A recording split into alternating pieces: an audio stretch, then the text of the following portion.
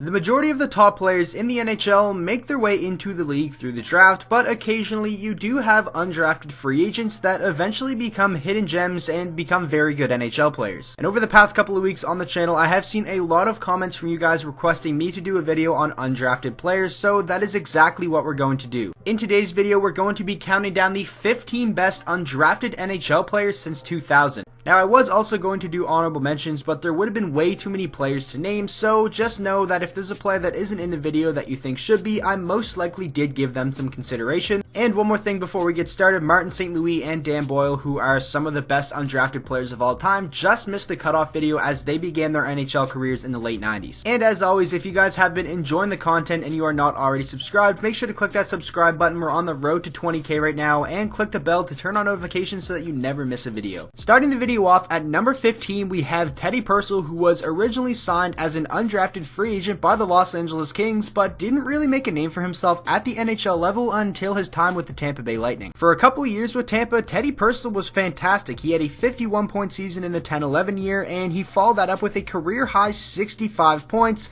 Albeit Teddy Percel was never really able to get back to that level, he still had a pretty decent NHL career for a player that wasn't even drafted. His pro career did come to an end in the 2017-18 season. He played in the KHL that year, putting up 12 points in 21 games, and now as a 34-year-old is enjoying retirement, and as an undrafted player, he definitely had some productive seasons in the NHL. Moving on now to number 14, we have Pascal Dupuis, who was originally brought into the league with the Minnesota Wild, would then spend some time with the Rangers, the Thrashers, before really making a name for himself at the NHL level with the Pittsburgh Penguins. Dupuis' best season in the league came in the 2011-12 season, where he put up 59 points, playing the majority of that season next to Sidney Crosby. Pascal Dupuis was never a guy who was the best player on his team, or even one of the top two players, but he was always a very solid, consistent, and reliable player, and his career kind of fizzled out towards the end due to injuries. Next up at number 13, we have Jonathan Marchessault, and I will admit this is kind of low for him, but the biggest reason why I have him so low is because he's really only had about 4 NHL seasons of actually being a very good player. Marchessault was brought into the league as an undrafted free agent by the Columbus Blue Jackets in 2011, but didn't really break onto the scene and start consistently playing until the 2015-16 season, where he spent 45 games with the Tampa Bay Lightning. Marchessault would then follow that season up with the Florida Panthers, having a breakout year of 30 goals and 51 points, and then would not be protected in the expansion draft, and Vegas scooped him up, and obviously Marchessault is now a very important part of that team and one of their best forwards. Moving on now to number 12, we have Tyler Johnson of the Tampa Bay Lightning, and he definitely could climb up a couple more spots on this list because he still only is 29 years old. Tyler Johnson was signed in 2011 by the Tampa Bay Lightning as an undrafted free agent, and then would play the next 2 seasons in the American Hockey League, putting up back-to-back 30-goal, 60-point years. These fantastic showings in the American Hockey League were good enough to earn Tyler Johnson a spot on the 2013-14 roster, where he finished in the Calder Trophy conversation with 50 points in 82 games. While Tyler Johnson did kind of peak offensively in his first 2 seasons in the NHL, and he hasn't really been able to get back to that, he still has been a great player for his career with Tampa Bay and was an amazing find as an undrafted player. Next up at number 11, we have current captain of the New Jersey Devils defenseman Andy Greene, who was signed as an undrafted free agent in 2006 by the Devils, and it wasn't long after that that he actually made the NHL team, spending 23 games in the 2006-07 season with the New Jersey Devils, and would go on to have himself a pretty solid career with almost 900 games played and almost 240 points. He has been a very steady and reliable defenseman for the New Jersey Devils for years now, and like I said, is currently serving as the captain. He carved himself out a pretty good career for a guy who went undrafted. Moving on now to the number 10 spot, we have Tyler Bozak of the St. Louis Blues, who was brought on as an undrafted free agent by the Toronto Maple Leafs after his great 2008-09 season at the University of Denver. Bozak would split his NHL rookie season between the American Hockey League and the NHL, and when he was up in the big leagues, he was pretty fantastic with 27 points in 37 games. Tyler Bozak would go on to have a great career with the Maple Leafs with a career-high 55-point season in the 2016-17 year. Bozak would go on to sign with the St. Louis Blues in the summer of 2018, and would also go on to play a pretty big role in their Stanley Cup win last year. Bozak is yet another guy who was never the best player on his team, but as an undrafted player has had a very solid career. Next up at number 9, we have Alexander Burrows, who was originally brought in by the Vancouver Canucks and finished out his NHL career with the Ottawa Senators. Burrows had some very solid seasons in the NHL, his best year coming in the 2009-10 season with the Canucks, where he put up 67 points in 82 games, fitting perfectly alongside the Sedin twins.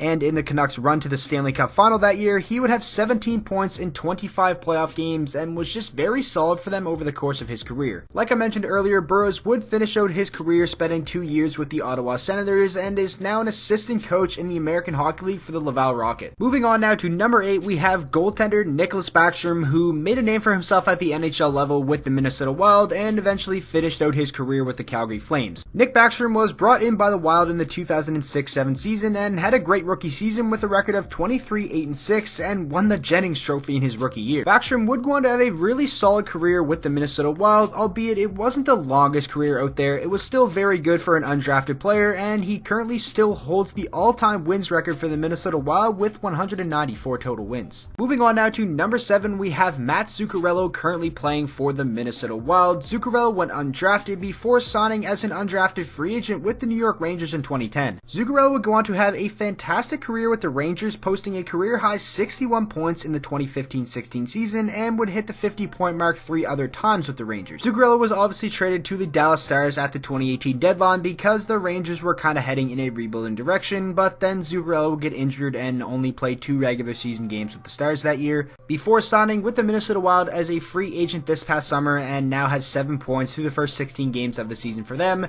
He probably is past his prime a little bit, but still had an amazing career as an undrafted player. Moving on now to number 6, I have Torey Krug, defenseman for the Boston Bruins, and maybe it is a little bit too soon to have him so high on this list, but he has been unreal since being signed as an undrafted player, so I don't even think it's that bad to have him so high. Krug had a great 2011-12 season at Michigan State University with 34 points in 38 games, good enough to earn him an entry-level contract with the Boston Bruins. Krug would then play the 2012-2013 season with the Providence Bruins of the American Hockey League, putting up a staggering 45 points in 63 games as a young defenseman. This was good enough to earn Krug a spot on the roster for the 2013-14 season, and he did not disappoint with 40 points in 79 games. And obviously since then, Krug has had an amazing career as an offensive defenseman for the Boston Bruins, and it's super impressive that they picked this guy up as an undrafted free agent. Moving on now to number 5, I have Dan Girardi, who had the majority of his prime spent with the New York Rangers, but finished out the last couple of years of his career with the Tampa Bay Lightning. Dan Girardi was picked up by the Rangers as an undrafted free agent in 2004, but didn't start playing in the NHL to the 2006-07 season. Girardi went on to have a great career with the Rangers and a little bit with the Lightning, with a total of 927 NHL games and 264 career points. Girardi was also a steady postseason performer, as in 143 playoff games, he had 8 goals and 28 assists for 36 points while being relied upon to shut down the opposing team's top player. Girardi would announce his retirement following the 2018-19 year, but it's safe to say as an undrafted player, Girardi carved himself out a fantastic career. Moving on now to number 4, I have Artemi Panarin, and he very well could be number 1 on this list by the end of his career, but he hasn't even been in the NHL that long, so that's why he's only at number 4. After lighting up the KHL in the 2014 season with 62 points in 54 games, Panarin would sign with the Chicago Blackhawks and then win the Calder Trophy, putting up 77 points in 80 games played as a rookie in 2015-16. With the Hawks knowing they wouldn't be able to afford Artemi Panarin at the end of his entry-level contract, they decided to trade him to the Columbus Blue Jackets, and that is one of the worst trades in recent memory. Panarin would go on to continue to develop into a star with the Blue Jackets with back-to-back 80-plus point seasons before signing that massive contract with the Rangers this past summer. Like I said earlier, by the end of his career, Panarin could be at the top of this list, but he's still only 28 years old and in the middle of his prime. Next up, at number 3, I have Chris Kunitz, and a lot of people might disagree that I have him ahead of Panarin, but it's just because Panarin still has only played like 4 or 5 good years of hockey in the NHL, and Chris Kunitz had a very successful career. Kunitz came onto the scene in the NHL in the 2003-04 season with the Anaheim Mighty Ducks, only playing in 21 NHL games, but it wasn't until the 2005-06 season that he really made a name for himself with 41 points in 67 games for the Mighty Ducks. Kunitz would go on to play a couple more seasons with the Ducks before becoming a member of the Pittsburgh Penguins, and this is when his career really took off. Kunitz would develop into the perfect winger to play with Crosby, and he had a career-high 68 points in the 2013-14 season, along along with multiple Stanley Cups and an Olympic gold medal. He had a really good career, even though he was never a superstar. Moving on now to number 2, we have goaltender Sergei Bobrovsky of the Florida Panthers. Now, Bobrovsky came onto the scene in the NHL with the Philadelphia Flyers, having an amazing rookie season in the 2010-11 year. In 54 games, Bobrovsky had a record of 28-13-8, a .915 save percentage, and a .259 goals against. The following year wasn't the greatest for Bobrovsky, and the Flyers ran out of patience with him very quickly as they decided to trade him to the Blue Jackets, and that is now one of the worst trades in recent memory. In Bobrovsky's first season with the Blue Jackets, he would win the Vezina Trophy in the lockout-shortened year with a record of 21-11-6, a .932 save percentage, and a 2 goals against average. That one definitely had to sting for the Flyers. Bobrovsky would go on to become one of the best goaltenders in the entire league with the Columbus Blue Jackets, winning another Vezina Trophy in the 2016-17 season before signing with the Florida Panthers this past summer. And now, finishing out the video at number 1, I have defenseman for the Calgary Flames, Marc Giordano. Giordano, currently 36 years old, has been one of the more consistent and higher-end defensemen in the entire NHL basically for the past decade. And like a fine wine, Marc Giordano has been getting better with age, as he had a career-high 74 points last year in 78 games en route to winning his first Norris Trophy of his career. And so far this season, Marc Giordano is on pace to have another pretty solid year, and it's just really crazy to think a player this good could have been undrafted. It's one thing to get a decent NHL player as an undrafted free agent, but it's a whole other thing in itself to get a defenseman the caliber of Marc Giordano. So that is going to wrap up today's video. I really hope you guys did enjoy. Make sure to let me know down in the comment section below what would your list look like and who are some of your favorite undrafted players of all time.